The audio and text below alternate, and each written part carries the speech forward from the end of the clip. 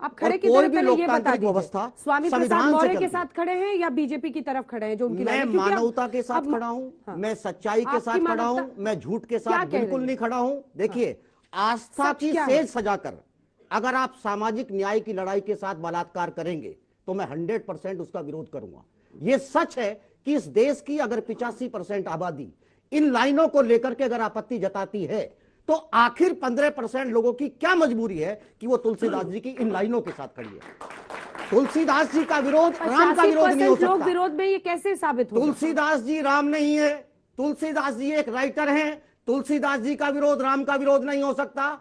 और तुलसीदास जी के समकालिक लोगों ने, कबीर ने बाकायदा तुलसीदास जी के इस नजरिए से आपत्ति जताई है।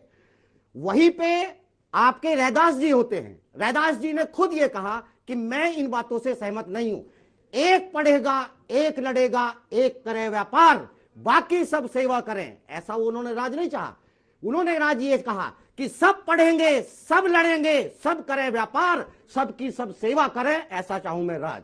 मेरा कहना यह है कि इस लोकतांत्रिक व्यवस्था में देखिए, जाति भारत की सच्चाई है, इसमें कहीं कोई दो राय नहीं। अगर जाति सच्चाई है तो जाति डिस्क्रिमिनेशन है। खुद बाबा साहब ने यह कहा कि यह देश राजनीतिक रूप से आजाद हो रहा है, यह देश अभी धार्मिक रूप से कहीं ना कहीं गुलामी की तरफ है।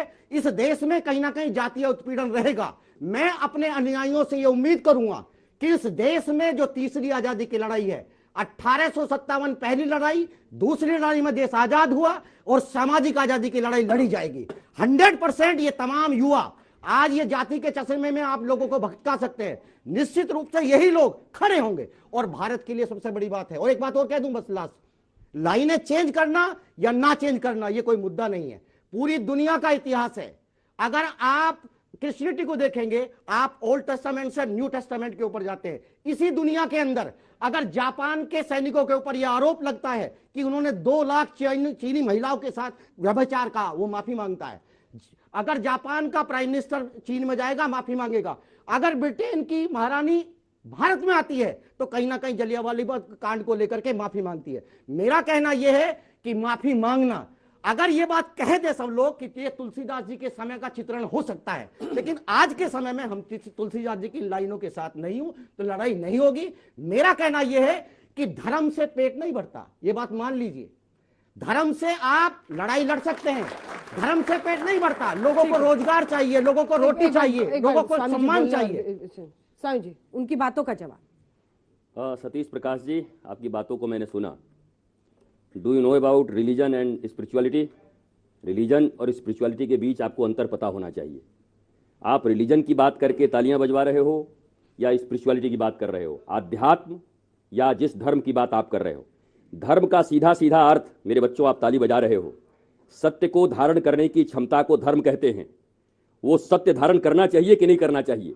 ये कह रहे हैं धर्म से पेट नहीं चलता, जीवन जीने की कला को धर्म कहते हैं। उस जीवन जीने की कला से रोटियां मिलेंगी कि नहीं मिलेंगी, रोजगार मिलेंगे कि नहीं मिलेंगे? आप किस धर्म की बात कर रहे हैं? दूसरी बात सुनिए, इस दुनिया में सबसे ज्यादा विकसित कंट्री कौन है? America, Sweden and Japan. सबसे ज्यादा लिटरेसी कहां है? America, Sweden and Japan. Education नहीं है, लिटरेसी है। There are big difference between literacy and education.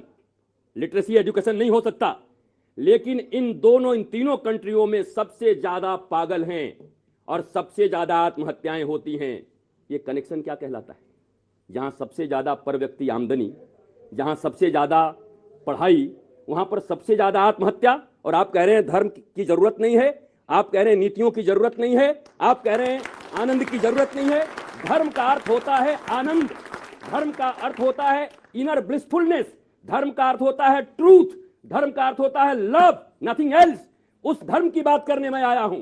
आप ये मत समझो कि दाढ़ी बढ़ाकर खड़े हो गए। मेरे गुरु ने मुझे बहुत पढ़ाया, हायर एजुकेशन दी, बहुत धन संपत्तियां दी। मेरे बाद 7 पीढ़ियां बैठ करके भारत में धर्म का प्रचार कर सकती हैं।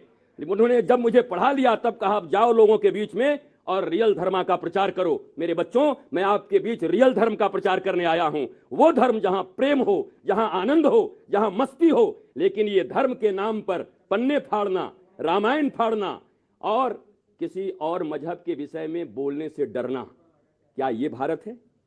इसी भारत में आप रहना चाहते हैं? सबके लिए बोलो ना, सबके लिए बोलो अगर बोल सकते हो तो, एक एक के लिए बोलो अगर आप बोल दोनों सकते ने हो तो। प्रश्न किया, उसी का जवाब दीजिए। देखिए, मैं 100% आपका सम्मान करता हूं, जी। लेकिन साथ साथ ये भी कहता हूं कि